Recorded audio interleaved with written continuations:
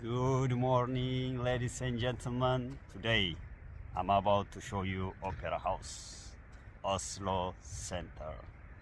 ክብራን ተመልካቾቼ እንግዲህ አሁን የሚገኘው ታዋቂውና ዝነኛው ኦፔራ ሃውስ ነው። ኦፔራ ሃውስ በበረዶ ተሞልቷል። You will see the snow. It's not allowed to the top as usual because it's winter time. A lot of sleepy. የማዳለጥ ነገር ስላለው ወደዛ መሄድ አይቻልም። እንግዲህ ቦታ በጣም ታሪካዊ ነው። የባህር ዳርቻውን ይዞ እንደምታዩት ከተማው ይታያል። እንደዚሁም ደግሞ በቱሪስቶች በጣም የመጨናነቅ ነገር አለው። እንግዲህ መበረድ ነው የለበሰው እንደምታዩት መሬቱ ወደ 36000 አካባቢ የሚገመት መበረድ ከጣሊያን መጥቶ እንደተነጠፈ ይናገራል። የህንጻው ዲዛይኑ እንዳለ ጣራው ላይ ወጣችሁ ማየት እንድትችሉ ተደርጎ የተሰራ ነው። እንግዲህ ተመልካቾች ይሄንን ይመስላል። በሚቀጥለው በሰፊው አቀርብላችኋለሁ።